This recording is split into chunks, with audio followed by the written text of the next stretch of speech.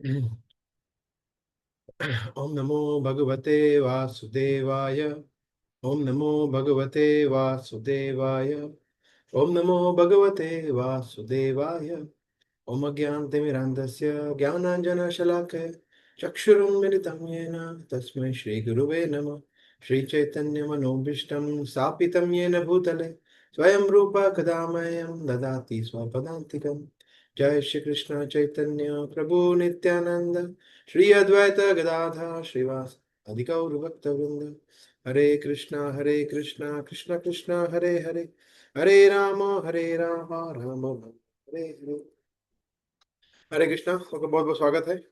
तो ये हम ये उपदेशामृत के तीसरे श्लोक से चर्चा कर रहे हैं, जिसमें हम देखते हैं उत्साहात निश्चयात धैर्य तत्त कर्म प्रवर्तनात् संग त्यागात् सतो वृत्ति षड्भिर भक्ति प्रसिद्ध्यति।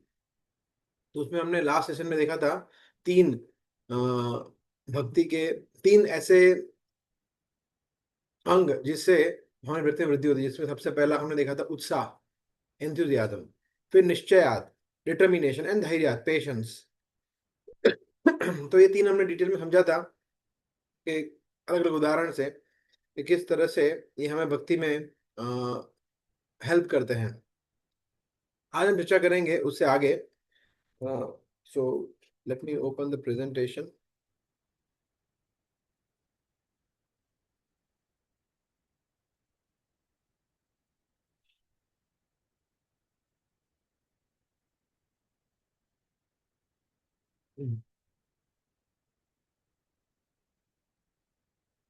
सो फोर्थ एलिमेंट इज तत्त कर्म प्रवर्तनात्।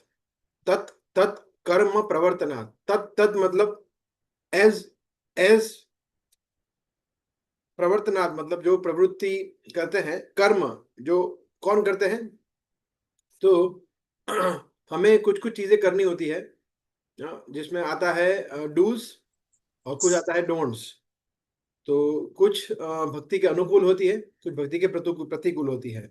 तो ये जो है तत्त कर्म प्रवर्तनात्, वो इससे जैसे डूज है, हम देखते हैं अष्टांग योग में यम नियम आसन प्राणायाम प्रत्याहार धारण ध्यान समाधि, 8 अंग है उसमें। सबसे पहले आता है यम और नियम। यम का मतलब होता है डोंट्स, डोंट्स के जो नहीं करना है। हम समझते हैं कि 4 हमारे नियम है, वो डोंट्स में आते हैं। और डूज है तो उसमें बहुत सारी चीजें हैं, जैसे एकादशी का व्रत करना है, हरिनाम का जप करना है, ग्रंथों का अध्ययन करना है। तो इसको हम जनरली डूज की कैटेगरी में या नियम की कैटेगरी में पढ़ते हैं। यम मतलब जो निषेध है, जो चीज वर्जित है, जो नहीं करना है। और जो जैसे 4 नियामक सिद्धांत है, वो डोंट्स में आते हैं, 4 रेगुलेटरी प्रिंसिपल्स। और नियम में बाकी सब चीजें भक्ति में जो फेवरेबल अनुकूल है वो आती है। तो अगर हम भक्ति रसामृत सिंधु, जो कि हमारा इस्कॉन का लॉ बुक है, जो जिसमें भक्ति की सभी विधियां रूप गोस्वामी ने बहुत डिटेल में समझाई है, उसमें भक्ति के 64 अंगों के बारे में वर्णन किया गया है। 64 लिम्स ऑफ डिवोशनल सर्विस, जिसमें बहुत सारी चीजें हैं। परंतु उसमें उसमें भी सबसे प्रमुख है, 5 है, 5 प्रमुख है। जिसका जो तत्त कर्म प्रवर्तनात् में आता है, जो हमें करना है। तो डूज पे हम फोकस करेंगे, डोंट्स तो हम समझते ही है, पर डूज पे ज्यादा फोकस करेंगे। तो सबसे पहले आता है उसमें साधु संग। तो ये हम सब समझते ही है कि हमारे भक्ति में एबीसीडी में association is the first and foremost thing. तो एक होता है साधु संग।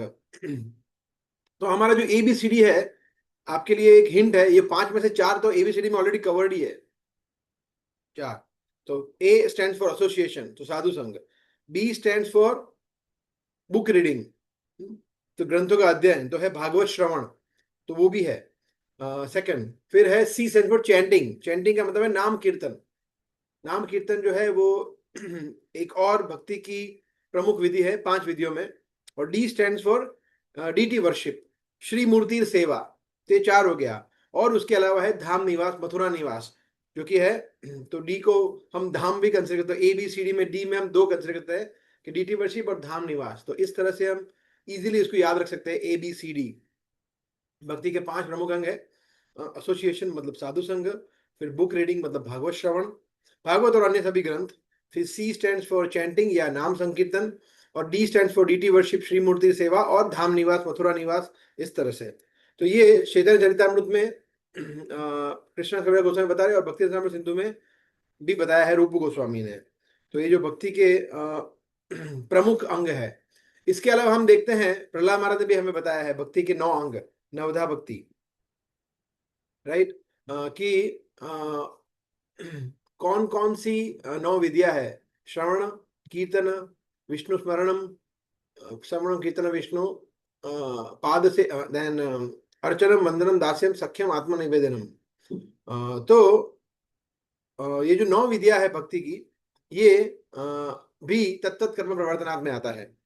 प्रभुपाद कहते थे कि इसमें से कोई भी आप 9 की जगह 8 विधि करें, 7 विधि करें, 6 विधि करें, अगर एक भी विधि परफेक्टली अगर हम करें तो दैट इज सफिशियंट, वो पर्याप्त है हमें भगवत धाम प्राप्ति करने के लिए। परंतु क्योंकि हम परीक्षित महाराज की तरह सुन नहीं सकते, सुखदेव गोस्वामी की तरह हम बोल नहीं सकते, हरिदास ठाकुर की तरह चैंटिंग नहीं कर सकते, हनुमान जी की तरह हम सेवा नहीं कर सकते, तो इस तरह से इसलिए हमें हर एक भक्ति की जो विधि है उसका पालन करना चाहिए, जो कि प्रभुपाद ने हमें सिखाया है, जो कि हमारे आचार्यों ने हमें सिखाया है। तत्त कर्म प्रवर्तनात् का मतलब है इस तरह से, तो not remain idle but be enthusiastic about executing regulated principles. तो पहले ऑलरेडी हमने देख लिया है उत्साह।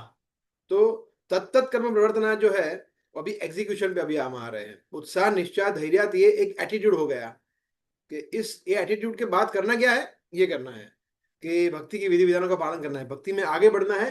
तो ये बहुत ही ज्यादा महत्वपूर्ण है जो भी हमने चर्चा किया वो, राइट। और अगर ये नहीं करेंगे तो दैट कैन डिस्ट्रॉय अवर भक्ति, वो भक्ति का नाश करने के लिए पर्याप्त है अगर हम ये नहीं कर रहे हैं तो।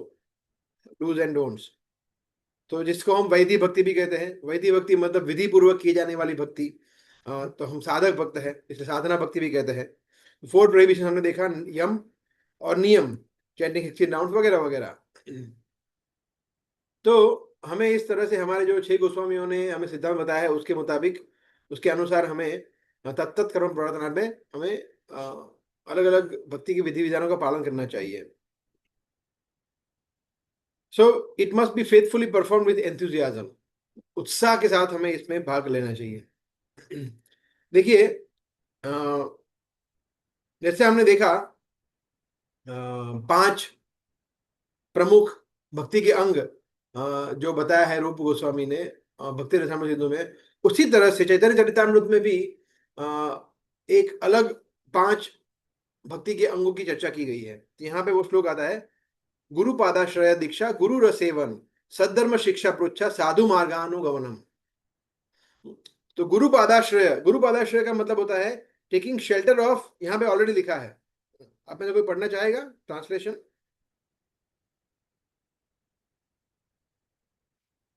Someone can read translation?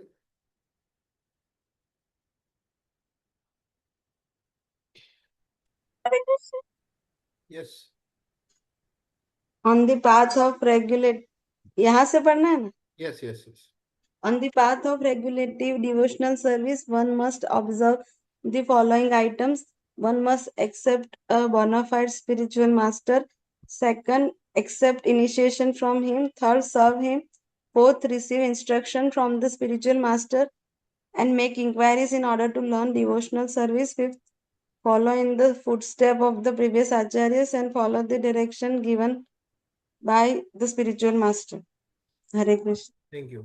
So गुरु पादाश्रय सबसे पहले है आदो गुरुवाश्रय, ये भी बताया गया है हमारे शास्त्रों में। कृष्ण कहते हैं तद्विधि प्रणिपाते न, कि आपको गुरु की शरण ग्रहण करना चाहिए। आचार्य उपासनम, अनेक जगह पे बताया है कि first step is taking shelter of bonafide guru. तो आप में से काफी सारे भक्त हैं जो ऑलरेडी आश्रय लिए हुए हैं महाराज का। So your first step is complete. Of course formal initiation बाकी है, परंतु ऑलमोस्ट देयर। ऐसा तो गुरु पादाश्रय सबसे ऊपर, उसके बाद है दीक्षा। तो पादाश्रय के बाद होता है दीक्षा, जो सेकंड स्टेप जो अभी आपका बाकी है। दीक्षा का मतलब है कि आप लोगों के इस्कॉन डिसेबल कोर्स ऑलरेडी हो चुका है मोस्टली सभी का, तो आप सब जानते हैं दीक्षा का मतलब है जब गुरु हमें भगवान के परिवार से जोड़ते हैं, हमें दिव्य ज्ञान प्रदान करते हैं, हरि नाम देते हैं, राइट, वगैरह वगैरह, हमारे पाप कर्मों का नाश करते हैं। दैट इज हरि नाम दीक्षा। फिर third is Gurur seven. Gurur seven का मतलब रहता है कि गुरु की सेवा करना, बप्पू वाणी दोनों, गुरु ने जो आज्ञा दिया है उसका पालन करना और उनके शरीर की भी सेवा करना जब तक गुरु है इस धरातल पर तब तक। उसके उपरांत भी उनकी वाणी सेवा तो कर ही सकते हैं। That is third. तत्त कर्म प्रवर्तनात् में वो थर्ड है, गुरु की आश्रय ग्रहण करना। जब तक गुरु फॉर्मली हम किसी गुरु के आश्रय शरण ग्रहण नहीं करते तब तक ऑलरेडी प्रभुपाद की आश्रय तो हमने ग्रहण शरण ग्रहण की हुई ही है, परंतु फॉर्मल इनिशिएशन, फॉर्मल एक लिविंग गुरु से आश्रय लेना, फिर उसके बाद दीक्षा, उसके बाद उनकी सेवा करना, फिर है सद्धर्म शिक्षा पृच्छा। उसके बाद है कि उसके बाद है कि सद्धर्म मतलब जो हमारे लिए श्रेयस्कर है, भक्ति में अनुकूल क्या है, भक्ति के सिद्धांतों का, विधि विधानों के बारे में उनसे पृच्छा करना, उनसे शिक्षा प्राप्त करना, क्वेश्चंस पूछना। ये बहुत इंपॉर्टेंट है, इंक्वायरी करना। जनरली हम देखते हैं कि लोग, भक्त लोग जो होते हैं वो इतने एंथुजियास्टिक होते नहीं है पूछने के लिए, इंक्वायरी करने के लिए, which is not good. We should ask our superiors, our spiritual master about devotional, और उसमें कुछ हमें शर्म नहीं होनी चाहिए कि नहीं नहीं ये हम कैसे पूछे, अभी तो 5 साल से है, 2-3 साल से है, अभी भी इतना भी नहीं पता है, मैं कैसे पूछूं। No, so it should not be like that. At any point of time हम किसी को भी पूछ सकते हैं, स्पेशली हमारे सुपीरियर्स को और गुरु को। तो पृच्छा, इंक्वायरी करना बहुत इंपॉर्टेंट है। सोचिए इंपॉर्टेंट एक अंग है भक्ति का। कृष्ण ने बताया तद्विधि प्रणिपाते ना परिप्रश्नेन, प्रश्न पूछना है बहुत इंपॉर्टेंट है, क्योंकि जब तक हम प्रश्न नहीं पूछेंगे, इंक्वायरी नहीं करेंगे, तब तक हम कंफ्यूज रहेंगे, हमें कॉन्फिडेंस नहीं आएगा, ज्ञान नहीं मिलेगा, हम और लोगों को बता नहीं सकते। बहुत सारे उसके ड्रॉबैक्स है अगर नहीं पूछते हैं तो। इन द लास्ट इज साधु मार्गानुगमनम। और फिर उसके बाद फिर जो हमारे गुरु जो कर रहे हैं, हमारे वरिष्ठ भक्त जो कर रहे हैं वही करना है, मतलब भक्ति में आगे बढ़ना है, भक्ति के विधि विधानों का पालन करना है, नवोदय भक्ति करना है, जो उन्होंने, गुरु ने हमें आज्ञा दिया है, 16 नियम, 16 माला का जप करना, 4 नियमों का पालन करना, उसको फॉलो करना। That is, so this is a gist of what we should do in terms of तत्त कर्म प्रवर्तनात्। ये बहुत इंपॉर्टेंट है। तो आप में से कोई और भक्त पढ़ेगा शिला प्रभु, यहाँ पे प्रभुपाद और बॉब कोहेन का कॉन्वर्सेशन, ये actually perfect question perfect answer book है, उसमें से लिया गया है ये। तो समवन कैन रीड।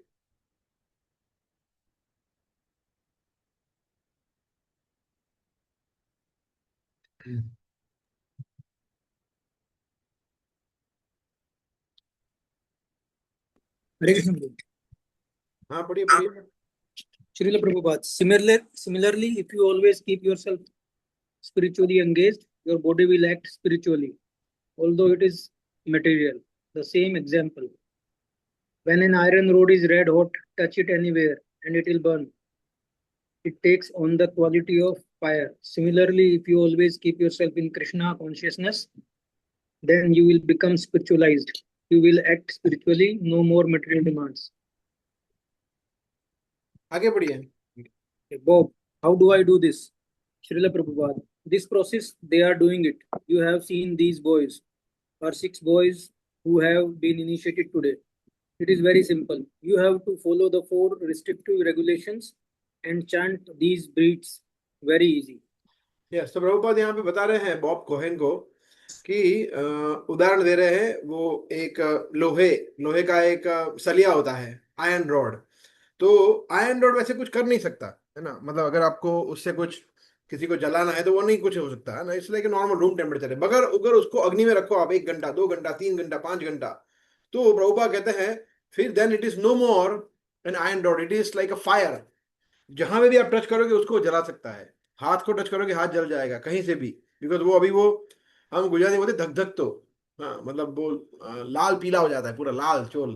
तो that is like example Prabhupada बता रहे हैं। उसी तरह से अगर हम ऑलवेज, अगर हम हमेशा भक्तों के संग में रहेंगे, भक्ति की विधि विधानों का पालन करेंगे, गुरु की आज्ञा अनुसार रहेंगे और अपराधों से बच के रहेंगे, हरे हरिनाम भागवतम की शेल्टर में रहेंगे, तो हमेशा हम स्पिरिचुअलाइज रहेंगे, प्रभुपा कहते हैं आध्यात्मिक रहेंगे, वरना फिर मटेरियल हो जाएंगे, है ना। जैसे हम देखते हैं, ये हमारे आप सभी का अनुभव होगा कि जैसे ही हम भक्तों से दूर जाते हैं हमारा उत्साह कम हो जाता है, भक्ति में आगे बढ़ने का हमारा वो कमिटमेंट कम हो जाता है, डिटर्मिनेशन, निश्चय कम हो जाता है।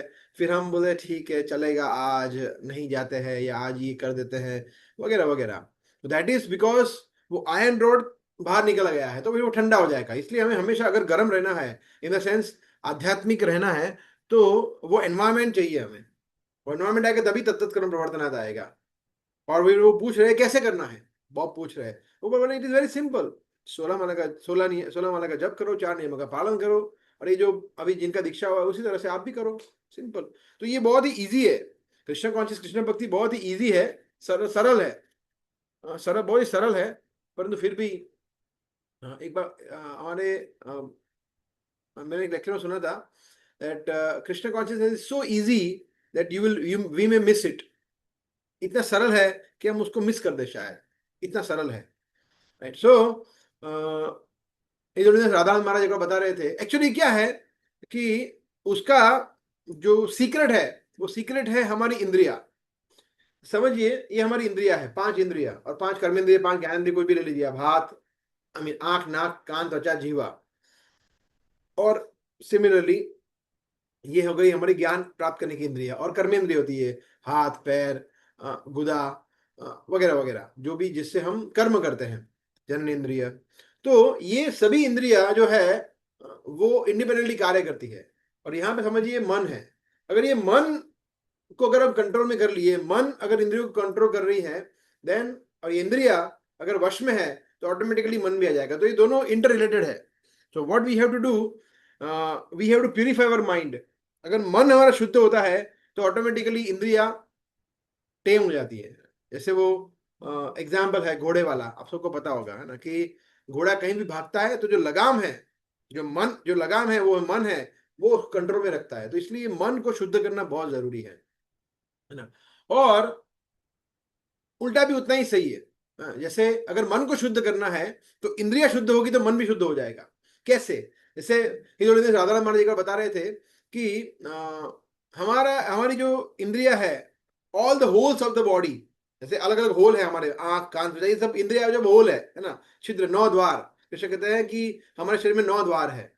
तो ये 9 द्वार जब भगवान की सेवा में लगते हैं, all the holes of the body when will be purified when it will be used for service of the supreme whole, HOLE और WHOLE। तो it's a very nice point कि जब परम भगवान की सेवा में हम सभी हमारी इंद्रियों को जोड़ेंगे तो वो सब शुद्ध हो जाएगी, और वो शुद्ध होगी तो ऑटोमेटिकली वो कहीं इधर उधर घूमेगी नहीं। इसलिए we should always keep our self engaged some way और अदर वे। कभी भी ऐसे फ्री होते हैं तो फ्री बैठना नहीं है, because idle mind is devil's workshop. खाली मन होता है शैतान का घर होता है। तो फिर हमें कुछ ना कुछ चीजें करने की याद आएगी जो कि कृष्ण भक्ति के प्रतिकूल है। That's why we should always have our chanting beats.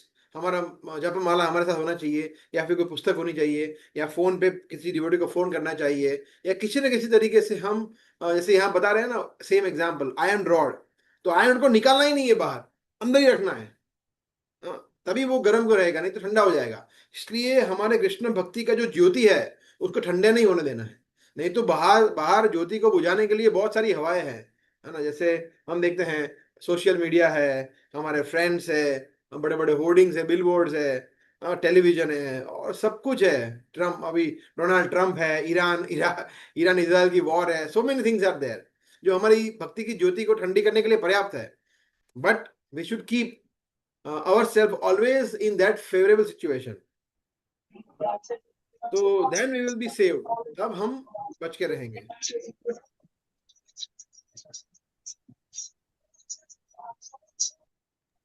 या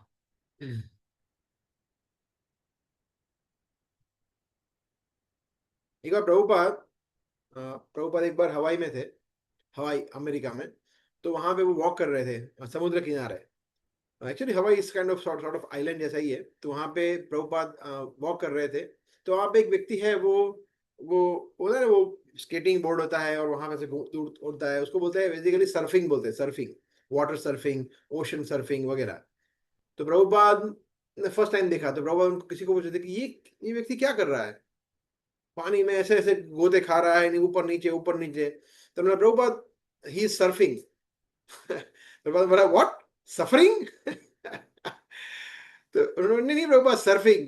तो प्रभुपाद ने बोला ओके ओके। फिर प्रभुपाद गए और भागवतम क्लास था, या गीता की क्लास में प्रभुपाद ने उसको बताया कि आज मैं सुबह वॉक कर रहा था, तो एक व्यक्ति था and he was suffering. They call it surfing, but I call it suffering. बोला कोई कारण के बगैर वो 2 3 4 घंटा वो पानी में ऐसे गोते लगा रहा है, घूम रहा है. For what reason? प्रभु बता रहे थे कि अपने वैल्यूएबल जो अमूल्य मनुष्य जीवन उसको गंवा रहा है, और नेक्स्ट लाइफ में वो मछली बनेगा. तो वो सफरिंग ही हुआ ना, सर्फिंग कैसे हुआ? सो प्रभुपाद फिर उसमें लेक्चर बता रहे थे तपस्या के बारे में कि ये मनुष्य जीवन तपस्या के लिए मिला है, तपो दिव्यम. जब हम ये एक्चुअली ये ऋषभ देव बता रहे हैं अपने पुत्रों को, तपो दिव्यम पुत्र का ये न सत्वम शुद्ध ये अस्मात् ब्रह्म सौख्यम तो अनंतम. तो मनुष्य जीवन जो है वो तपस्या करने के लिए मिला है, और जब ऐसी तपस्या हम करते हैं, दिव्य तपस्या, ऐसी हिरण्यकशिपु जैसी तपस्या नहीं, या रावण जैसी तपस्या नहीं, या जो भस्मासुर ऐसी तपस्या नहीं, जो मतलब अपने शरीर को टॉर्चर करने वाली तपस्या. ऐसे कुछ सेक्ट भी है ना, हम देखते हैं कलयुग में जो तपस्या करते हैं, मगर बहुत ही मतलब भक्ति के अनुकूल नहीं होती तपस्या. ऐसी तपस्या जिससे हम भक्ति में और आगे बढ़े, ऐसी तपस्या करना बहुत जरूरी. तत्त कर्म प्रवर्तनाथ के लिए तपस्या बहुत जरूरी है. तो तपो दिव्यम, और वो फिर जब तपस्या करते हैं तो क्या होता है, शुद्धयेद, हमारा मन है वो धीरे धीरे शुद्ध होता है. शुद्धयेद अस्मात्, और फिर ब्रह्म सौख्यम, और फिर भक्ति का जो एक्चुअल मधुर अमृत है, सुख है, वो मिलता है जो अनंत होता है. ये बता रहे हैं ऋषभ देव, स्वयं भगवान बता रहे हैं अपने पुत्रों को, भरत महाराज और अन्य पुत्रों को. So that's how we understand तत्त कर्म प्रवर्तन में तपस्या का महत्व बहुत है, ऐसा. ठीक है. सो एक और कॉन्वर्सेशन है प्रभुपाद के बीच में. प्रभुपाद, मैं पढ़ लेता हूँ.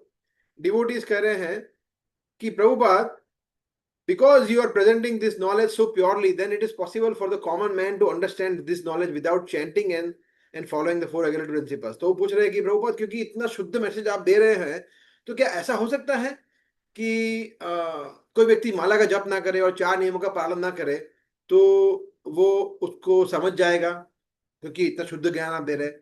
प्रभुपाद ने कहा that is not possible. No, ये पॉसिबल नहीं है. Cheto, that is not possible, that is not possible. Cheto Darpana Marjanam. You have to cleanse the mirror of your consciousness, then the reflection will be properly viewed. If you keep it dirty, then it is not possible. Therefore, we require first class men to understand this philosophy, not the fourth class man. If you keep him fourth class man, that is not possible. तो ये बहुत important शिक्षा प्रभुपाद दे रहे हैं कि ऐसा नहीं है कि भाई देखो सिर्फ आप पढ़ो पढ़ो पढ़ो पढ़ो पढ़ो और चैंटिंग करने की जरूरत नहीं है, या नियमों का पालन करने की जरूरत नहीं है, क्योंकि गीता पढ़ रहे हैं सब कुछ ठीक हो जाएगा. No no no no no, it is not like that.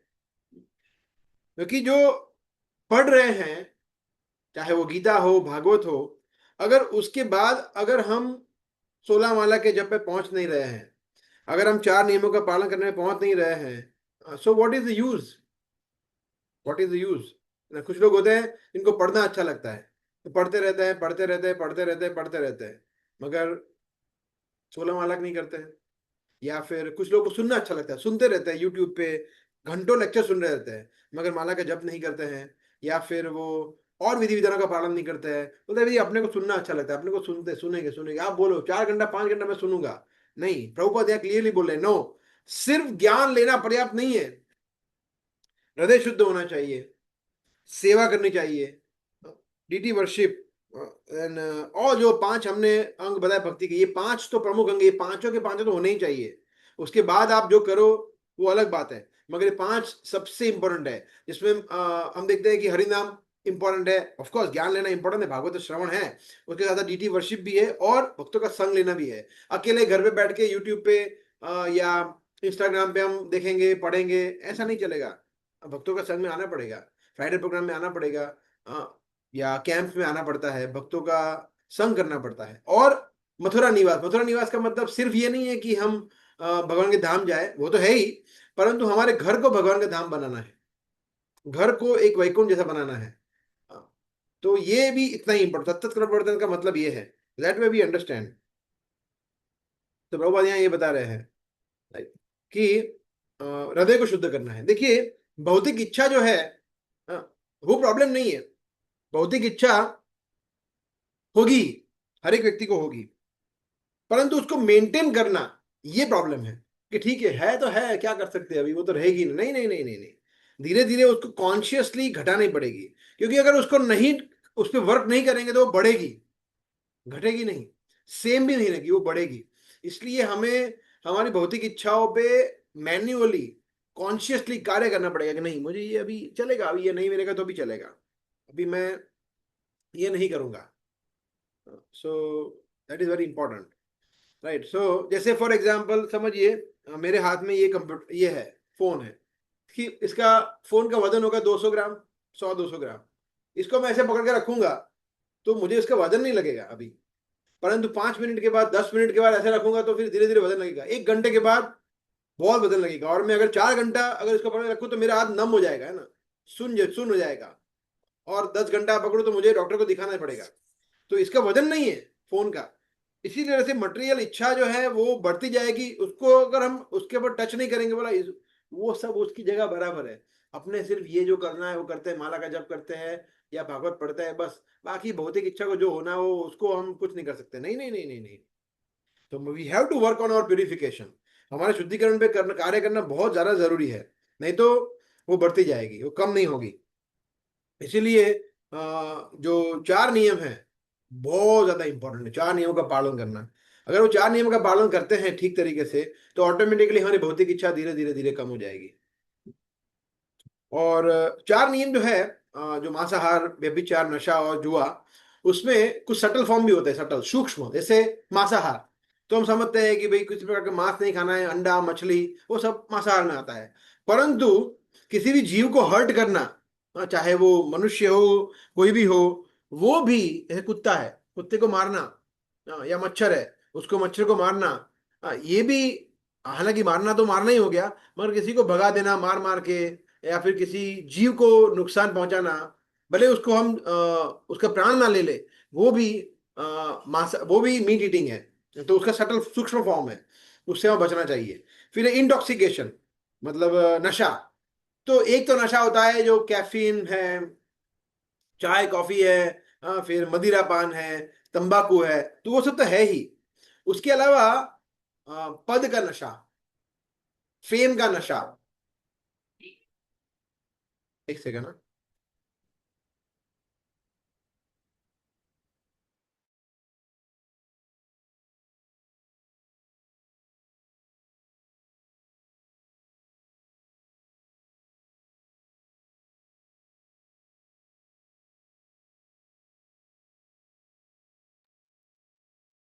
Sorry, या सो नशे में और भी चीजें आती हैं, जैसे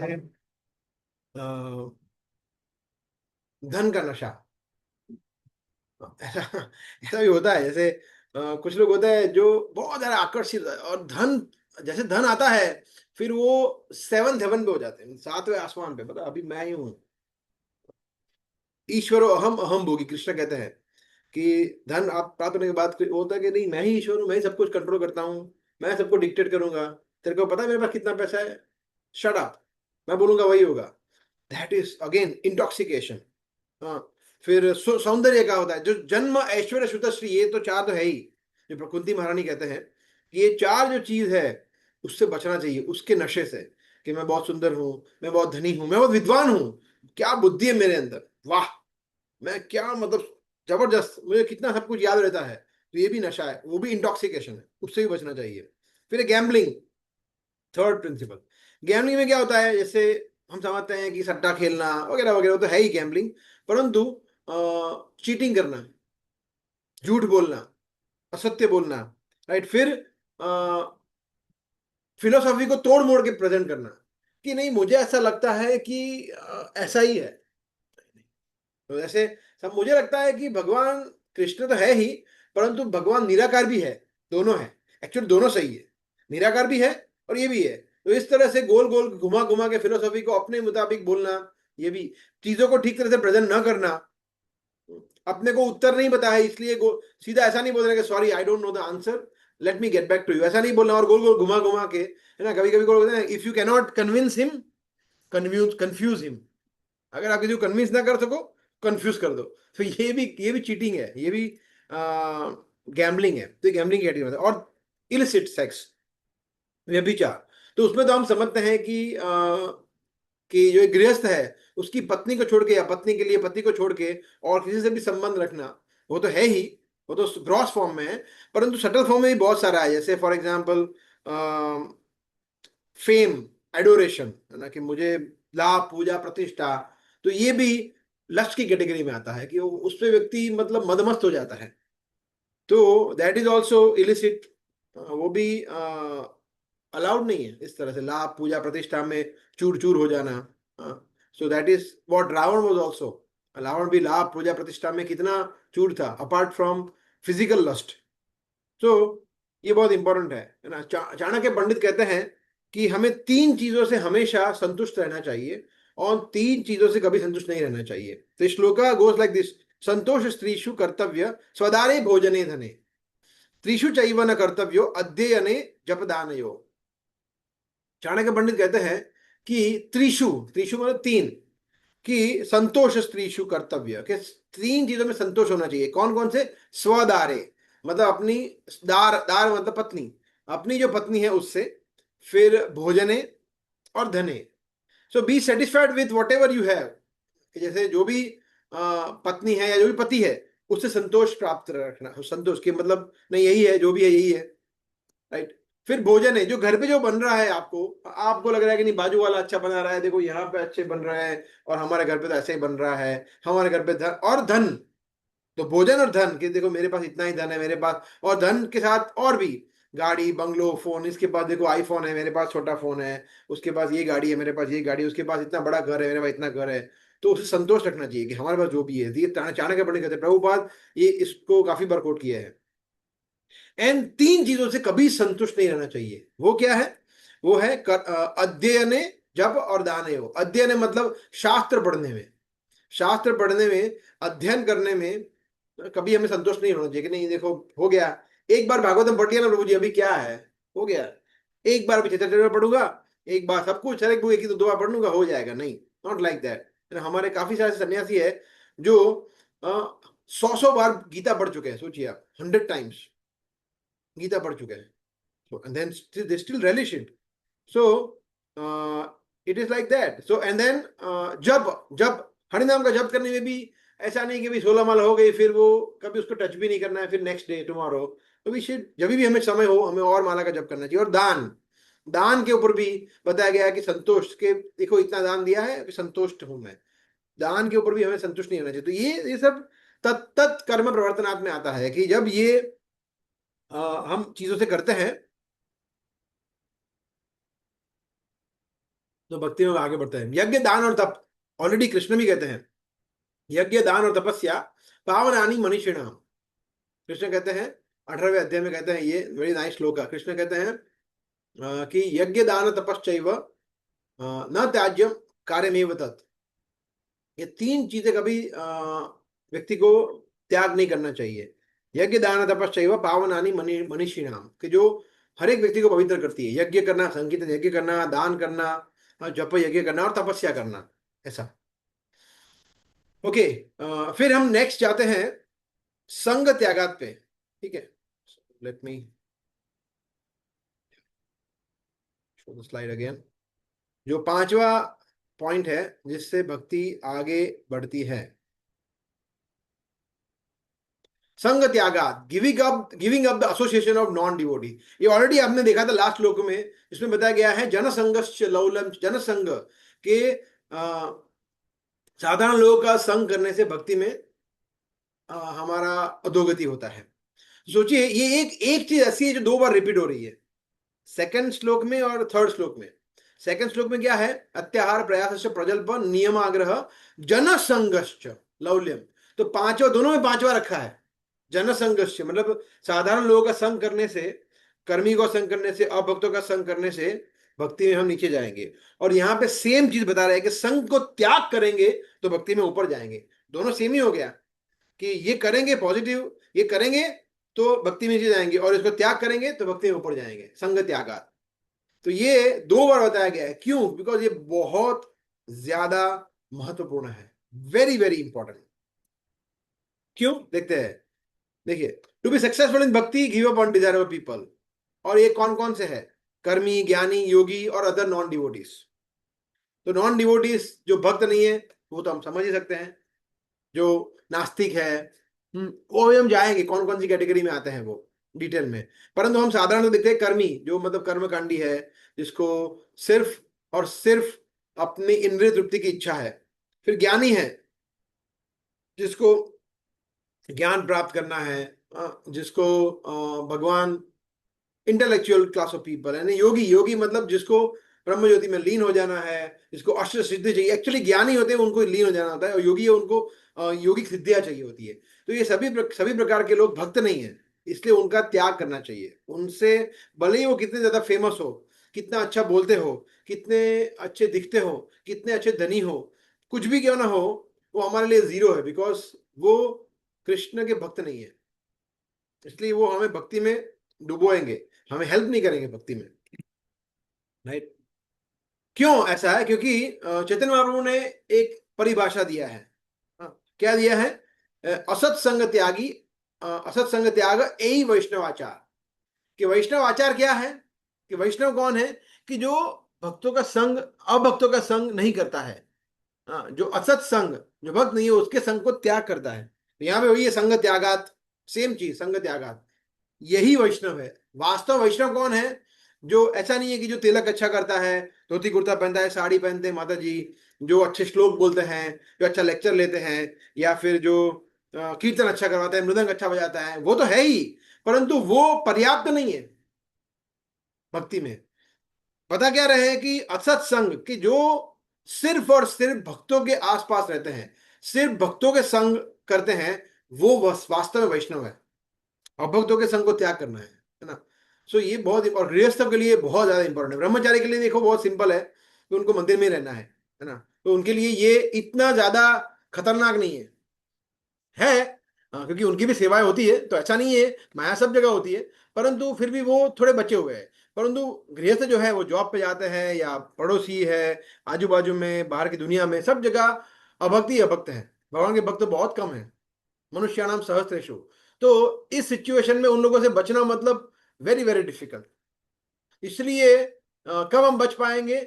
जब हम अच्छी साधना होगी, अच्छा हमारा श्रवण होगा, और और धीरे धीरे धीरे धीरे हम हमारे मन को शुद्ध करेंगे, और हम सुनेंगे, then we will be focused. इसलिए ये जो है उत्साह, निश्चय, धैर्य, ये तीन सबसे इंपॉर्टेंट है। फिर आता है संगत सॉरी तत्त कर्म प्रवर्तना संग त्यागात, वो बाद में आता है। तो पहले ये उत्साह चाहिए कि मुझे सिर्फ भक्तों का संग चाहिए, मुझे निश्चय निश्चय चाहिए कि नहीं भक्तों का संग ही करूंगा, ऐसा, तब ये सब आएगा। राइट? तांबे चरण से ही भक्त से निवास, है ना, जन्म जन्म हो यही अभिलाष, हम गाते हैं ना। हरि हराय नमः, उसमें गाते हैं। ठीक है? तो भक्ति ठाकुर कहते हैं, सॉरी नरोत्तम ठाकुर कहते हैं कि क्या मेरी आशा है कि भक्त के साथ, भक्त के संग में मेरा वास हो, जन्म जन्म हो मैं यही अभिलाष। और ये एक जन्म नहीं, हर मेरे जीवन में मुझे यही चाहिए कि मैं सिर्फ, भले मुझे भक्तों के घर में एक छोटा सा कीड़ा बना दो, मगर भक्तों के आसपास रखो, ऐसा। Live in the company of pure devotees. मैं अभी पढ़ रहा था कहीं पे, वहां पे ब्रह्मा जी, हाँ मैं चैतन्य पढ़ रहा था, उसमें एक श्लोक आया था भागवतम का, जिसमें ब्रह्मा जी जब प्रेयर करते हैं, 14 चैप्टर 10वें स्कंद का भागवतम में, जब वो ब्रह्म वही मोहन लीला के बाद ब्रह्मा जी प्रेयर करते हैं, तो उसमें एक बहुत सुंदर श्लोक गाते हैं। इसमें बता रहे हैं कि मेरी एकमात्र आशा ये है कि जो वृंदावन है उसकी भूमि में मैं कहीं पे एक रजकण बन जाऊं, मतलब एक भूमिका में एक डस्ट पार्टिकल बन जाऊं, ताकि ये जो गोपियां हैं, एक ग्वाल बाल है, आपके सखा है, ब्रिजवासी है, वो उनके चरण कमलों की धूल मेरे पे पड़े। तो मैं I want to become particle in the dust, particle in this Vrindavan holy land, Vraj Vraj Bhumi में, ताकि जो व्रजवासी है वो मेरे ऊपर, उनकी चरण कमल मेरे सर पे मैं ले सकूं। इतना इंपॉर्टेंट है भक्तों का संग या भक्तों की कृपा, जो ब्रह्मा जी भी मांग रहे हैं, सोचिए। तो ये बहुत इंपॉर्टेंट है। तो तो इसमें देखो बहुत सिंपल है कि अगर अभक्तों का संग त्यागात करना है तो भक्तों का संग करना ही पड़ेगा, बिकॉज हम किसी न किसी के संग में तो रहेंगे ही ना। ये बहुत सिंपल है। जैसे खाने के बाद, खाने के बारे में है ना, तो कुछ ना कुछ तो खाना ही पड़ेगा ना। अगर प्रसाद नहीं खाएंगे तो कुछ और खाएंगे, उल्टा पुल्टा। इसलिए वो नहीं खाना है तो भगवान को ऑफर करो और प्रसाद के रूप में ग्रहण करो, बिकॉज खाने की वृत्ति तो हमारी रहेगी ही रहेगी। कुछ ना कुछ तो बोलना ही है, तो कृष्ण कथा बोलिए, कीर्तन करिए। अगर वो नहीं बोलेंगे तो प्रजल्प करेंगे। कुछ ना कुछ तो सोचना ही है, बिकॉज मन जीरो नहीं हो जाएगा। तो इसलिए कृष्ण के बारे में, भक्तों के बारे में, लीला के बारे में, सेवा के बारे में सोचना है, ताकि मन को एंगेजमेंट मिले। उसी तरह से जो संग करने की हमारी वृत्ति होती है वो तो है ही है, रहती ही है। हमें किसी ना किसी संग तो चाहिए ही चाहिए। अकेले तो हम कुछ नहीं कर पाएंगे। निर्जन भजन हम नहीं कर पाएंगे। इसलिए अगर हम भक्तों के संग में रहेंगे तो ही हम संग, अभक्तों के संग से बचे रहेंगे। ये बहुत ही क्लियर है। So ISKCON invites people to live in devotion and practice bhakti, ये हम सब समझते हैं। राइट। सो देखिए,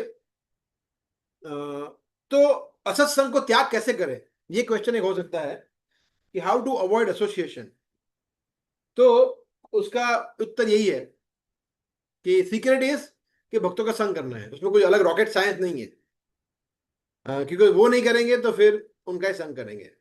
उसका मतलब ये नहीं है कि हम हमारे अड़ोस पड़ोस के साथ या परिवार के साथ, एक्सटेंडेड फैमिली के साथ या ऑफिस में उनका संग, उनको हम धुतकारे, उनको बोले कि आप कर्मी हो, आप बेकार हो, shame on you, not like that. But उनकी कॉन्शियसनेस, उनकी चेतना हमारे पर हावी नहीं हो जानी चाहिए। हम अगर चाहे तो कभी कभी उनका संग कर सकते हैं, प्रोवाइडेड हम उनको कुछ अच्छी चेतना दे रहे हैं। अगर ऐसा करने में ये रिस्क है कि उनकी चेतना हम पर हावी हो रही है तो नहीं करना चाहिए। ये बहुत इंपॉर्टेंट है।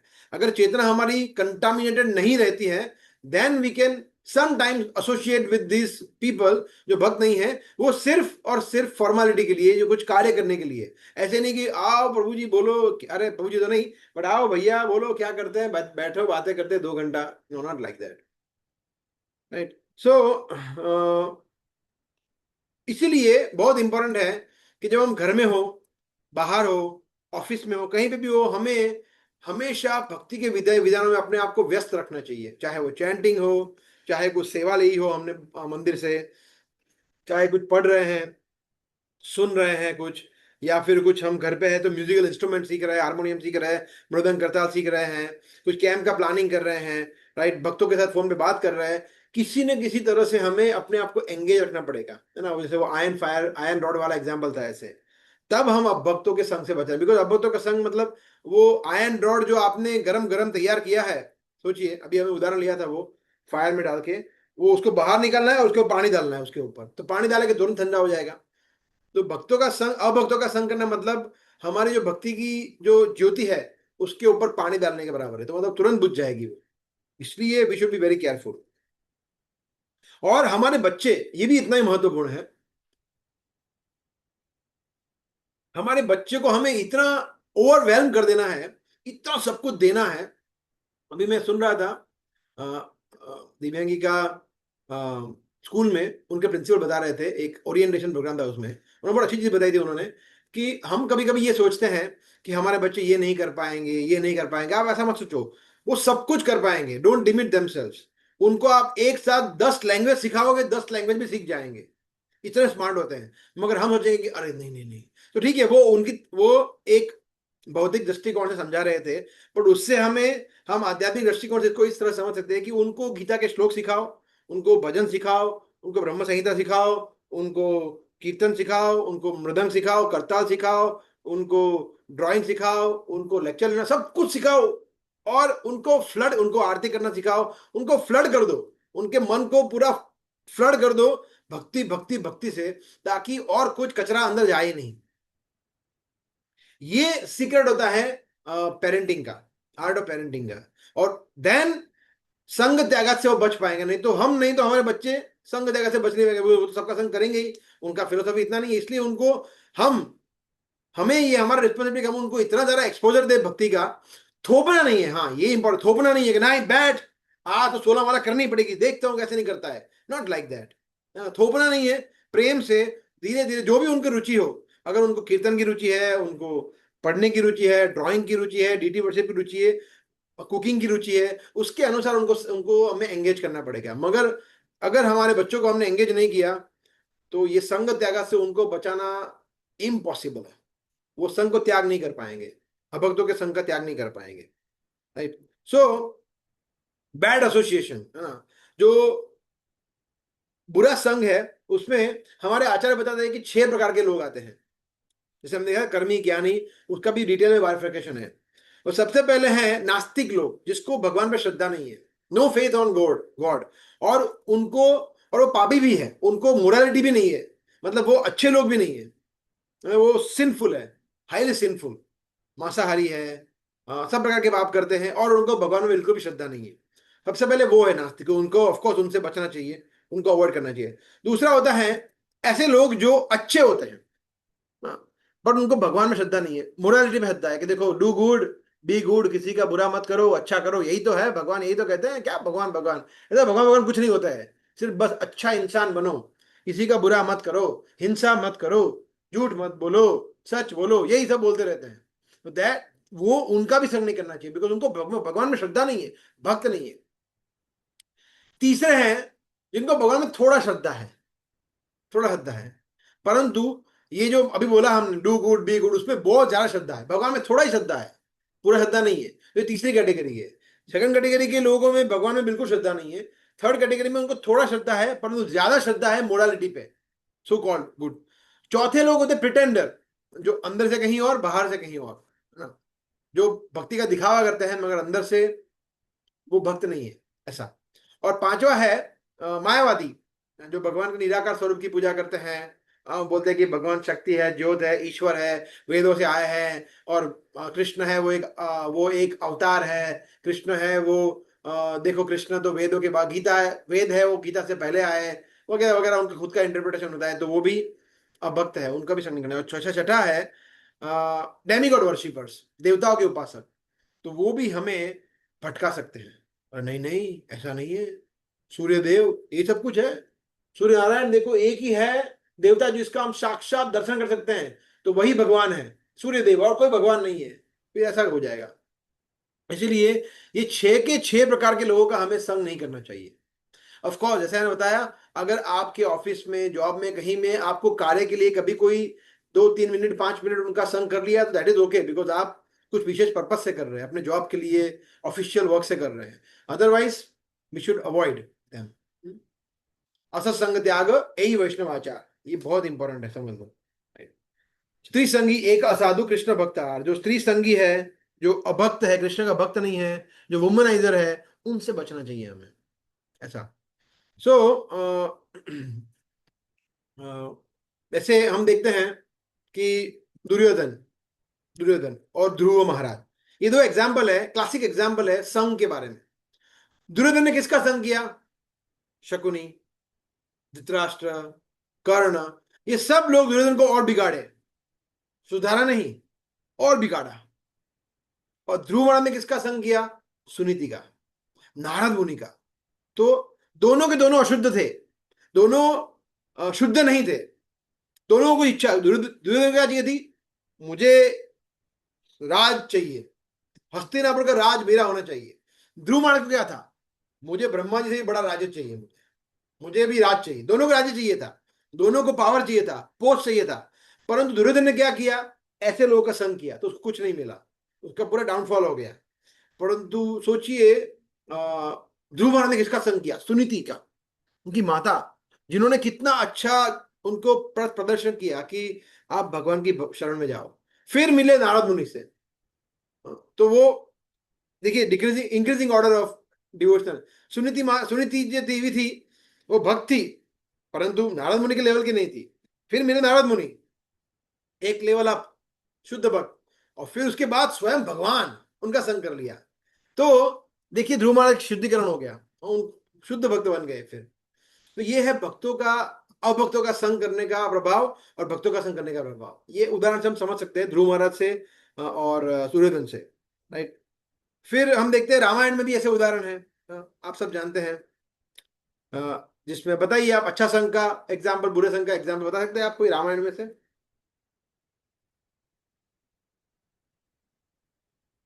Yes, any example?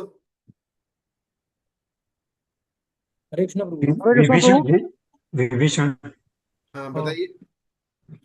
Vibhishan good example और bad example? Good example. Okay, फिर तो मंथरा बैड मंत्रा। एग्जांपल। हाँ मंत्रा तो बहुत इजी है ना, बहुत समझना बहुत इजी है। कि एक्चुअली कई कई नॉट मंत्रा, कई कई is a good example of bad association, ऐसा कि भरत भरत प्रभु जी। हाँ, तो देखिए कई कई माता जो थे वो अपने पुत्र से भी ज्यादा भगवान श्री रामचंद्र को प्रेम करते थे, मगर राम के प्रति उनके भाव को पूरा 360 डिग्री चेंज कर दिया, उल्टा कर दिया पूरा। मंत्रा ने पूरा उल्टा कर दिया, और वो सिर्फ एक दिन में, एक रात में, सोचिए कितना विश। तो ये बैड एसोसिएशन का एग्जाम्पल है। और देखिए सुग्रीव है, विभीषण है, हनुमान जी का संग किया तो कितने शुद्ध हो गए, सोचिए भगवान राम की शेल्टर मिली, उनको ग्रहण मिली, शुद्ध भक्ति मिली। Sugriv was also calculative initially. Sugriv अपने भोग विलास में पड़ गए थे, परंतु हनुमान जी का संग मिला जब उनको बार बार, तो फिर देखो भगवान राम के प्रति उनका श्रद्धा कितना स्ट्रांग हो गया। Same Vibhishan also, yes. तो ये हम देखते हैं उदाहरण, है ना, संग त्यागात के। राइट, साधना देखिए इसलिए अगर हम साधना अच्छा करेंगे, एक होता है साधना, एक होता है भाव। साधना अच्छा करेंगे परंतु अगर भाव अच्छा नहीं होगा तो वो साधना इतना इफेक्ट नहीं करेगी। समझिए कोई व्यक्ति रोज मंगला जाता है, कोई व्यक्ति है जो रोज 16 माला सुबह 6 बजे से पहले कर लेता है, कोई व्यक्ति है रोज भागवतम पढ़ता है, कोई व्यक्ति है रोज अच्छे से मांगता है, परंतु उसका भाव अच्छा नहीं है, ग्रीडी है, लस्टफुल है, कामुक है, या फिर बहुत क्रोधी है, या फिर ईर्ष्या बहुत करता है, उसके अंदर मतलब फेम की बहुत इच्छा है, उसको दूसरे को नीचे अमानिंद मान देना नहीं है, विनम्र नहीं है, तो फिर उसकी साधना हेल्प करेगी, ऐसा नहीं है, क्योंकि वो भक्ति की विधि विधानों का पालन करे तो हेल्प करे, मगर उसका प्रोग्रेस बहुत स्लो हो जाएगा। इसलिए ये बहुत इंपॉर्टेंट है कि साधना और भाव दोनों जरूरी है ना। अगर भाव अच्छा होगा तो ऑटोमेटिकली साधना हमारी इंप्रूव होगी, मगर भाव प्रॉब्लम वाला है तो फिर साधना कितना भी करो डिफिकल्ट हो जाएगा। ठीक है, लास्ट पार्ट देखते हैं हम इन 10-15 minutes and then we will stop. सुतो वृत्ति, तो ये भी एक स्लाइड है, we have one slide for that also.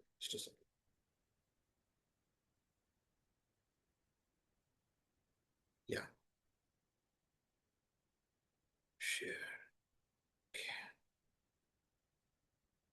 सुतो वृत्ति, तो ये है डायरेक्शन। डायरेक्शन डायरेक्शन का मतलब है कि हमें एक मार्गदर्शन मिल रहा है, सुतो वृत्ति। उसका मतलब होता है कि जो सत मतलब साधु, वृत्ति मतलब टेंडेंसी, नेचर बोलो, कोई भी बोलो आप। तो जो साधुओं ने जो फॉलो किया है, नारद मुनि है, प्रभुपाद है, शुद्ध भक्त प्रहलाद महाराज है, हमारे प्रीवियस आचार्य यहाँ पे दिख रहा है ना, हमारी जो परंपरा है, तो परंपरा को अगर हम फॉलो कर रहे हैं, दैट इज तो वृत्ति। जो वो कर रहे हैं वो हमें करना है, जो नहीं कर रहे हैं वो नहीं करना है। प्रभुपाद ने कोई पाप कर्म नहीं किया तो हम नहीं करते। प्रभुपाद ने अगर बोला था कि चाय कॉफी पियो, देयर इज नो प्रॉब्लम, तो बात अलग थी, मगर प्रभुपाद ने नहीं पी चाय कॉफी तो हम भी नहीं पिएंगे। It is as simple as that. Doesn't matter चाय में कॉफी आता है नहीं आता है, अपने को कोई लेना देना नहीं है। प्रभुपाद ने बोला है कि चाय कॉफी नहीं पीना है, उन्होंने कभी नहीं पी, हम भी नहीं कर पिएंगे, simple. That is what we call as following the footsteps of previous acharya, ऐसा। सो भक्ति का मतलब होता है सत। सत है ना, सत मतलब ट्रांसेंडेंटल एक्टिविटी, दिव्य एक्टिविटी।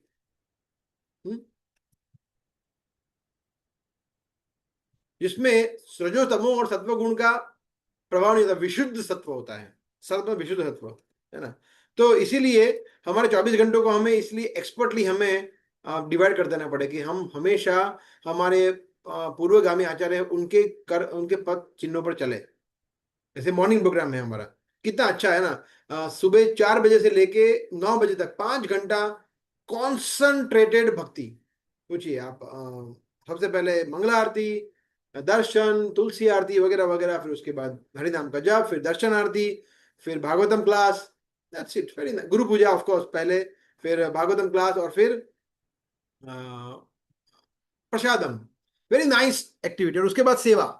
तो मॉर्निंग प्रोग्राम इसलिए बहुत इंपॉर्टेंट है, चाहे हम घर पे हो या चाहे, ऑफ कोर्स घर पे हम 5 घंटा शायद ना कर पाए, शायद ना करें, मगर एटलीस्ट माला का जप तो कर ही सकते हैं। और डीटी वर्शिप इतनी उतना टाइम नहीं लगेगा शायद मंगला आरती में उसमें, मगर जो भी फूड प्रोग्राम करना चाहिए। अगर भागवतम आप सुबह नहीं पढ़ सकते तो इवनिंग में पढ़ो, दोपहर को पढ़ो, कभी भी पढ़ो, परंतु पूरा पैकेज होना चाहिए।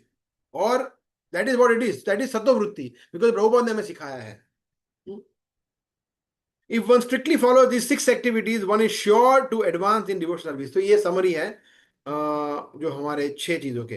बट हम एक और चीज, 2-3 चीज इसमें डिस्कस करना चाहते थे। वृत्ति। देखिए, वृत्ति शब्द का अर्थ होता है, दो होता है। एक होता है प्रोपेंसिटी।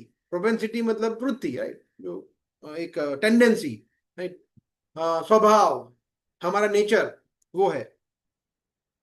तो वो वर्णाश्रम के अनुसार होता है। जैसे ब्रह्मचारी का अलग ड्यूटी है, गृहस्थ का अलग ड्यूटी है या स्वभाव है, सन्यासी का अलग है, उसका अलग है, ब्राह्मण, क्षत्रिय, वैश्य। तो वर्ण और आश्रम के अनुसार हमारा स्वभाव अलग अलग हो सकता है ना। सो जरूरी नहीं है कि हर एक का स्वभाव एक जैसा ही हो। दैट इज सत्ववृत्ति, है ना। जैसे फॉर एग्जाम्पल नारद मुनि को हम फॉलो और करने जाएंगे, हर एक चीज उनके तो नहीं होगा, बिकॉज हम गृहस्थ है। नारद मुनि गृहस्थ नहीं थे, है ना। तो इसलिए हमें कौन किसको फॉलो करना चाहिए? हमें प्रहलाद महाराज को फॉलो करना चाहिए। प्रभुपाद बिफोर, प्रभुपाद सन्यासी भी थे, गृहस्थ भी थे, वानप्रस्थ भी थे, राइट। तो उनके जो जो आश्रम में उन्होंने जो जो सेवाएं की है, उसके अनुसार हमें करना पड़ेगा। प्रभुपाद के सन्यासी को हम फॉलो करेंगे गृहस्थ में तो गड़बड़ हो जाएगी, और जो सन्यासी है वो प्रभुपाद को फॉलो करेंगे गृहस्थ आश्रम में तो वो भी गड़बड़ हो जाएगा। तो इसलिए हमारे स्वभाव के अनुसार हमें फॉलो करना चाहिए सत्ववृत्ति। और दूसरा होता है लाइफ स्टाइल। हाँ, सत्ववृत्ति का मतलब होता है लाइफ स्टाइल, कि हमारा जीवन जीने की शैली, वो भी सत्व, जो भी वृत्ति में आता है। वृत्ति शब्द का अर्थ होता है, तो लाइफ स्टाइल तो हर एक का एक जैसा हो सकता है ना, उसमें वर्णाश्रम का कोई बाधा नहीं है। फॉर एग्जाम्पल बोल रहा कि खाना, तो वो तो सब हर एक पे लागू होता है, ब्रह्मचारी हो, ब्राह्मण हो, क्षत्रिय, वैश्य, किसी को भी ऊपर हो। मंगला आरती दर्शन करना, माला का जप करना, तो ये लाइफ स्टाइल है, तो ये हर एक पे लागू होता है। परंतु कुछ चीजें है वो स्वभाव के अनुसार है। सेवा करना, फॉर एग्जाम्पल कोई व्यक्ति हर एक व्यक्ति हर एक सेवा नहीं कर सकता, तो अपने साइकोफिजिकल नेचर के अनुसार हम सेवा करना चाहिए, हमारे आचार्यों, गुरु की आज्ञा के अनुसार, वरिष्ठ भक्तों के निर्देश अनुसार। जैसे, और जैसे फॉर एग्जाम्पल लाइफस्टाइल में हम देखते हैं कि जो ये लाइफस्टाइल है वो तीनों गुणों से प्रभावित नहीं होनी चाहिए। समझिए, कोई व्यक्ति है जो तमोगुणी है, अगर वो घूमने जाएगा तो कहाँ जाएगा घूमने? बोले नाइट क्लब में जाऊंगा मैं घूमने, मीट ईटिंग करूंगा, लीकर में जाऊंगा, लीकर शॉप में जाऊंगा। रजोगुणी वो कहाँ जाएगा? बोला मैं यूरोप घूमने जाऊंगा और बहुत मजे करूंगा और घूमूंगा फिरूंगा और फास्ट फूड खाऊंगा और बस मजा करूंगा। ये रजोगुणी है। सत्वगुणी कहाँ जाएगा? बोले मैं हिमालय में जाऊंगा, मैं कुल्लू मनाली शिमला जाऊंगा, नेचुरल ब्यूटी देखूंगा, हाँ, फॉरेस्ट में जाऊंगा, वन में जाऊंगा। ये उनका स्वभाव है। परंतु भक्त है वो कहाँ जाता है? मैं हम धाम जाएंगे। तो ये तीनों गुणों के अनुसार हमारी वृत्ति है, लाइफस्टाइल है ना। उसके एग्जाम्पल, एक सिर्फ एक एग्जाम्पल है। उस तरह से हमें हमारे लाइफस्टाइल को चेंज करना पड़े। हर एक व्यक्ति को घूमने जाना है, उसका स्वभाव है वो जाएगा ही जाएगा, उसको कहीं चेंज चाहिए, है ना। उसको कहते हैं रिक्रिएशन। तो रिक्रिएशन जरूरी है। कृष्ण कहते हैं व्हाट इज युक्त आहार विहारस्य, विहार, विहार का मतलब रिक्रिएशन। व्यक्ति एक चीज हमेशा नहीं कर सकता। हम लोग 64 माला, 128 माला नहीं कर सकते। 16 माला करना है, फिर उसके बाद हमें कुछ रेस्ट चाहिए। तो रेस्ट चाहिए तो फिर आप प्रसाद लीजिए आराम से, उसमें आप कीर्तन सुनिए या कुछ और एक्टिविटी करिए, सेवा करिए। हाँ, सो दैट वे। या फिर कभी कभी बहुत हो गया, मतलब अभी मुझे कहीं घूमने जाना है तो जाइए, भगवान के धाम जाइए, जगन्नाथपुरी जाइए। सो दैट वे एग्जाम्पल है कि लाइफ स्टाइल हमारी ऐसी होनी चाहिए कि सीमिंगली हम कहीं जा रहे हैं परंतु भक्ति के अनुकूल है। दैट इज वृत्ति, सतोवृत्ति। सतोवृत्ति मतलब जो आचार्य है वो इस तरह से करते हैं, ये कहते हैं ऐसा, ठीक है। सो नारद मुनि एक्चुअली, मैं सोच रहा था अभी समय थोड़ा कम है, there is one very nice shloka which I wanted to cover, but मैं सिर्फ ये श्लोका सिर्फ शेयर कर देता हूं मैं, वो आप बाद में पढ़ सकते हैं। Very nice shloka.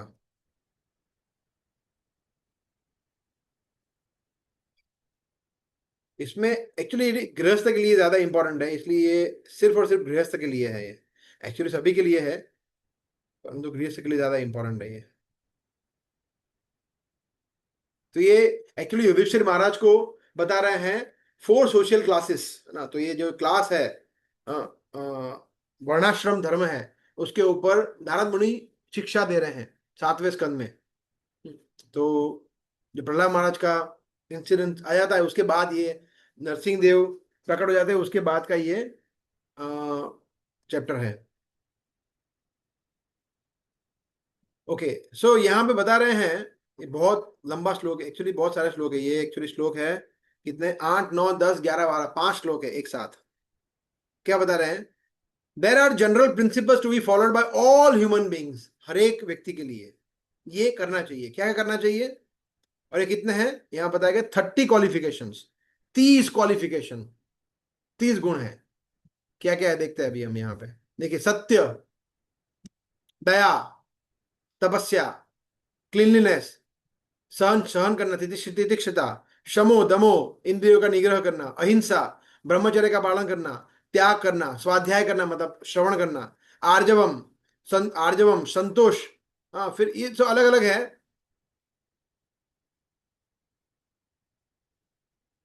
Truthfulness, mercy, austerity, bathing twice a day मतलब शौचम, टॉलरेंस सहन करना, discrimination between right and wrong, control of mind, control of senses, non violence, celibacy, charity, reading of scripture, simplicity, satisfaction, rendering service to saintly persons, gradually taking leave of unnecessary engagements, observing the futility of unnecessary activities of human society, remaining silent, maunam, grave avoiding, तो प्रजल पर नहीं करना। तो ये इतना सुंदर श्लोक है। एक्चुअली मैं इसमें थोड़ा समय देना चाहता था, but we don't have much time. तो आप लोग इसको बाद में पढ़ सकते हैं, मैं शेयर करूंगा इस ग्रुप में। इस पे साथ पर भी बहुत अच्छा लिखा है प्रभुपाद ने, you can read that letter on. So गृहस्थ के लिए एनीवे समराइज कर सकते हैं हम गृहस्थ के लिए इसमें से क्या क्या है। देखो, गृहस्थ के लिए क्या क्या है इंपॉर्टेंट चीज है। सबसे पहले धन उपार्जन करना है, बहुत इंपॉर्टेंट है। गृहस्थ के लिए धन कमाना, लक्ष्मी बहुत इंपॉर्टेंट है, उसके बगैर कुछ नहीं होगा, है ना। तो अगर हम ऐसा बोले कि नहीं देखो भगवान पे श्रद्धा रखो, भगवान की इच्छा होगी तो धन आएगा, नहीं होगी तो नहीं आएगा, that is more like sentimental, है ना। तो वी हैव टू वर्क, कार्य तो करना पड़ेगा तभी धन आएगा ना। परंतु वो ऑफकोर्स शास्त्र के अनुसार होना चाहिए, उग्र कर्म नहीं होना चाहिए, इलिसिट तरीके से नहीं कमाया होना चाहिए, अधार्मिक नहीं होना चाहिए, वगैरह वगैरह। तो धार्मिक तरीके से हमें धन उपार्जन करना पड़ेगा, वो इंपॉर्टेंट है, ठीक है, शास्त्र के अनुसार। फिर है डाउन टाइम था, रात फिर को है जल्दी उठ गया। अरे संकीर्त सेक्रीफाइस, यज्ञ करना है ना। पहले के जमाने में क्या बोला है कि जो भी गृहस्थ है सबको यज्ञ करना चाहिए, है ना। तो ये अभी भी इतना ही लागू होता है, परंतु कौन सा यज्ञ करना है? संकीर्तन यज्ञ। तो इसलिए हरि नाम का जप करना, कीर्तन रखना अपने घर पे, सबके साथ कीर्तन करना, मंदिर में आना कीर्तन करने के लिए, ये भी गृहस्थ का ड्यूटी है, कर्तव्य है। सेकंड, तीसरा परिवार का पालन करना, ये भी हमारे, ये भी एक गृहस्थ कर्तव्य है, परिवार का पालन करना। तो हम देखते हैं कि जनरली स्पीकिंग जो भी गृहस्थ है प्रभु जी, है ना, तो वो उनके घर में उनके माता पिता होते हैं, या फिर पति पत्नी पत्नी होती है, बच्चे होते हैं, भाई बहन हो सकते हैं छोटे। तो उनका पालन करने की जिम्मेदारी किसकी है? गृहस्थ की है। इसलिए गृहस्थ का ये बहुत इंपॉर्टेंट है। फिर उनको प्रोटेक्ट करना, पालन करना, उसके साथ प्रोटेक्ट भी करना, है ना। उनको किसी भी समस्या हो तो उनका रक्षण करना। ऐसा नहीं कि भाई देखो अपनी माता का तबीयत ठीक नहीं है और हम तो मंदिर आ रहे हैं भाई भजन करने, माता को ठीक है ये सब तो भगवान ध्यान रखेंगे, नहीं नहीं नहीं नहीं, हॉस्पिटल में ले जाना हमारा कर्तव्य है, right. So we can not be fanatic like that. तो इसलिए गृहस्थ के लिए बहुत इंपॉर्टेंट है। तो ये भी आता है सतो वृत्ति में, राइट। तो इसलिए we have to follow what acharyas are teaching us for a grihastha vritti. तो गृहस्थ के अनुसार हमारा जो टेंडेंसी है, वृत्ति है, लाइफस्टाइल है, स्वभाव है, उसके अनुसार कार्य करना चाहिए हमें। फिर बच्चों को आध्यात्मिक शिक्षाएं देना, स्पिरिचुअल एक्टिविटी सिखाना, ये भी गृहस्थ का ड्यूटी है।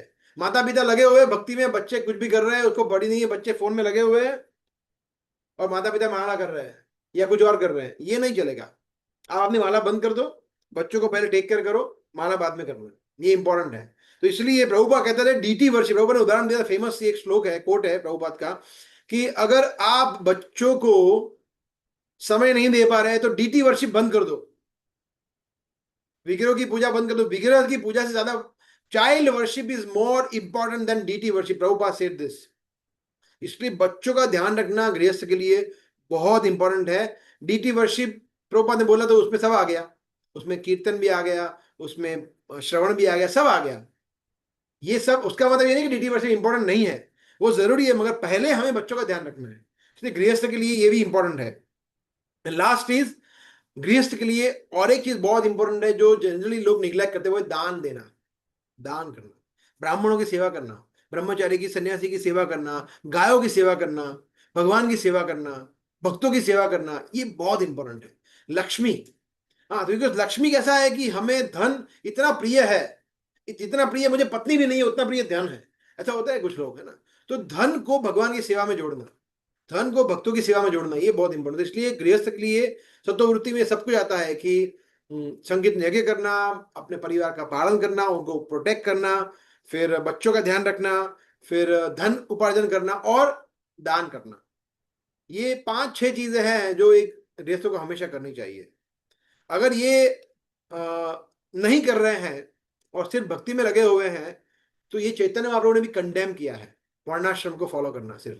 अच्छा, चैतन्य महाप्रभु ने ये बोला है कि अगर आप सिर्फ वर्णाश्रम को फॉलो कर रहे हो, है ना, कि उल्टा उन्होंने एक्चुअली कंडेम किया है कि अगर आप, कभी कभी क्या होता है कि व्यक्ति फिर इसमें इतना लग जाता है कि नहीं ठीक है, मैं तो अच्छी तरह से मेरे बच्चों का ध्यान रखूंगा, धन कमाऊंगा, बहुत सारा धन। कुछ लोग ऐसे होते हैं कि प्रभु जी आपने बोला है धन कमाना है, मैं 12-12 14 घंटे धन काम करता हूँ, पता है इतना धन कमाता हूँ बच्चों के लिए, भक्तों के लिए।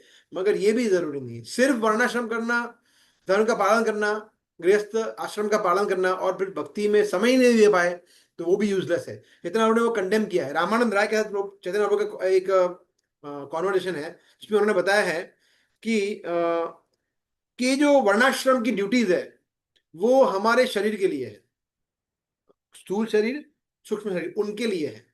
परंतु व्हाट अबाउट सोल, आत्मा के बारे में क्या? तो आत्मा का भोजन क्या है? हरिनाम है। आत्मा का भोजन ज्ञान है, भगवान की भक्ति है। तो अगर वो नहीं कर रहे हैं तो वर्णाश्रम का कोई मतलब नहीं है ऐसा।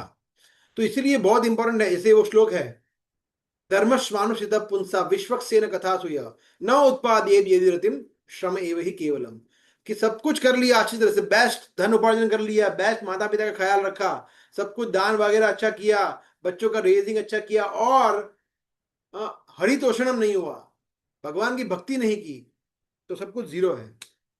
इसीलिए संसिद्धि हरितोषणम, कि सब कुछ करने के बाद भगवान प्रसन्न हो रहे हैं कि नहीं, हरि प्रसन्न हो रहे कि नहीं, ये बहुत इंपॉर्टेंट है। गुरु प्रसन्न हो रहे कि नहीं, ये बहुत इंपॉर्टेंट है।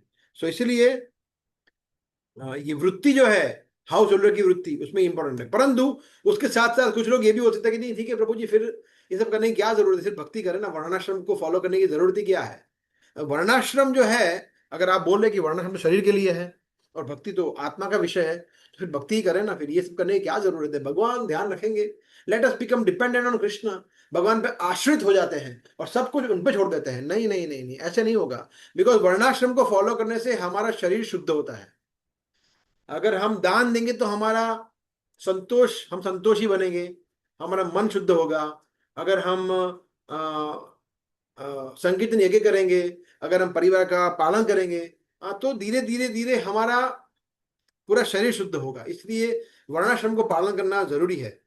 सत्ववृत्ति में वर्णाश्रम को पालन करना बहुत जरूरी। इसलिए सबसे इंपॉर्टेंट है कि हम, देखिए प्रभुपाद बहुत क्लियरली बोल रहे थे कि हमें सबको ब्राह्मण बनना है। एक्चुअली वैश्य, शूद्र और क्षत्रिय, that is not for us. We all have to become brahmin. Brahmin means ब्रह्म आचरति, जो ब्रह्म के स्तर पर आचरण करता है वो है ब्राह्मण, है ना। ब्रह्म जानाति इति ब्राह्मण।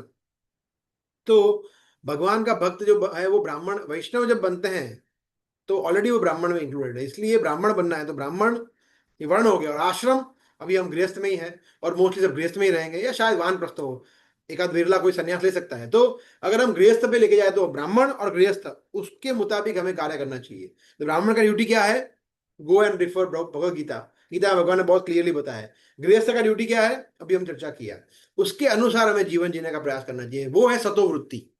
हम्म, ऐसा। सो अगर आप देखें प्रभुपाद ने सतोवृत्ति के बारे में क्या बताया है, तो ये एक मैं पढ़ रहा हूँ प्रभुपाद का एक लेक्चर जो लॉस एंजलिस में 1968 में प्रभुपाद बता रहे थे।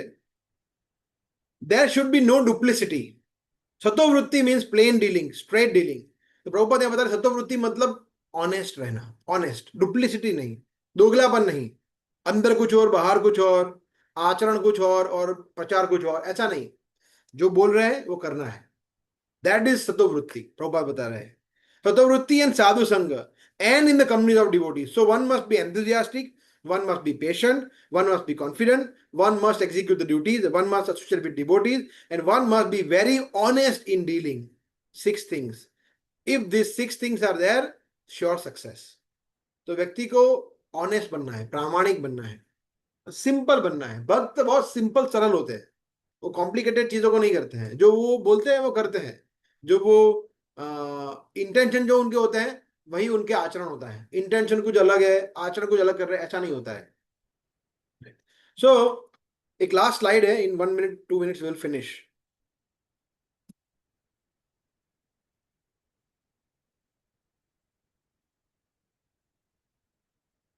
या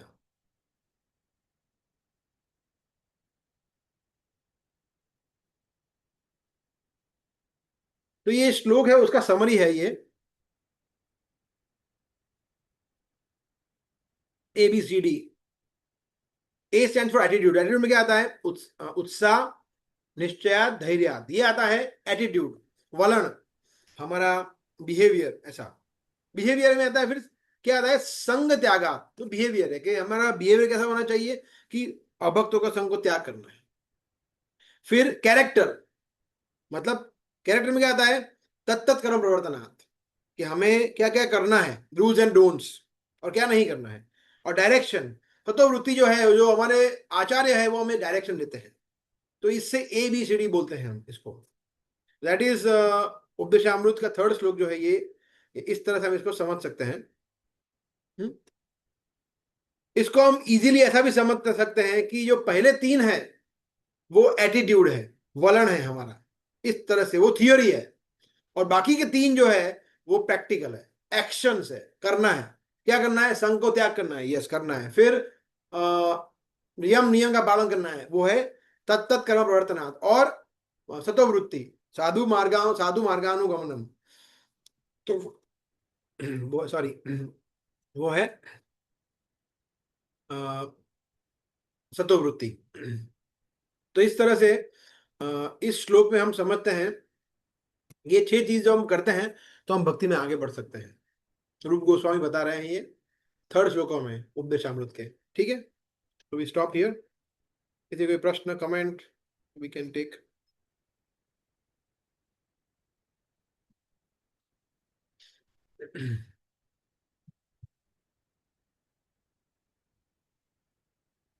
You want to add, prabhu? तो हम लोगों ने 6 चीजें देख ली, जो क्या करना है और क्या नहीं करना है ऐसा। सो ये हमेशा हमारे माइंड में ये रहना चाहिए, डिवोटी के माइंड में, जो रूप गोस्वामी में उद्देश्य दिया है वो, है ना। तो भक्ति में हम तभी आगे बढ़ पाएंगे जब हम हमेशा ये सारे कंसेप्टों को एकदम क्लियर रखेंगे। कंसेप्ट क्लियर होगा, वही हमारे लिए एक्चुअली साधन है, क्योंकि हम इतने परिपक्व नहीं है, इसलिए हमें इन सभी चीज़ों को ध्यान रखना पड़ता है। तो अगर हम अभी जो एक्सप्लेनेशन लास्ट 6 लेक्चर में हुआ,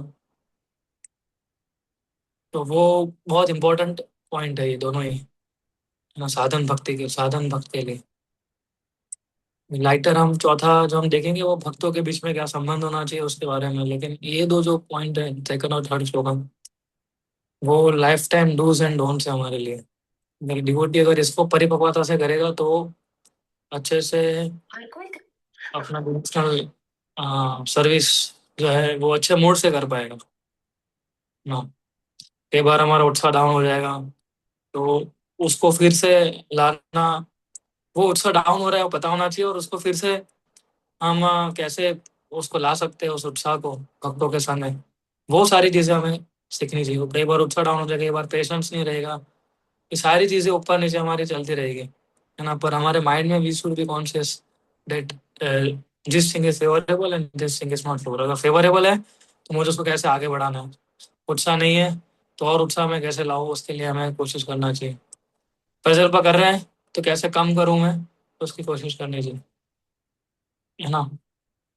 तो अगर हम जितना कोशिश करते रहेंगे, और मर्सी के ऊपर डिपेंड रहना है दोनों चीजों के लिए। ये श्लोक बहुत इंपॉर्टेंट, अगर आप प्रभुपाद के तात्पर्य इन दोनों श्लोक के ऊपर पढ़ेंगे सो बहुत इन डेप्थ प्रभुपाद जी ने हमें, ये एक्चुअली सारे श्लोका का है, लेकिन ये दो श्लोक जो हम डायरेक्ट कनेक्ट कर पाते हैं हमारे लाइफ में डूज एंड डोंट्स, वो पर्पस हमें बहुत गंभीरता पूर्वक हमें पढ़ना चाहिए। Yes so okay, thank you. So किसी कोई प्रश्न नहीं है आई गेस। सो नेक्स्ट वे 4 श्लोक हैं, तो हम नेक्स्ट टाइम कवर करेंगे।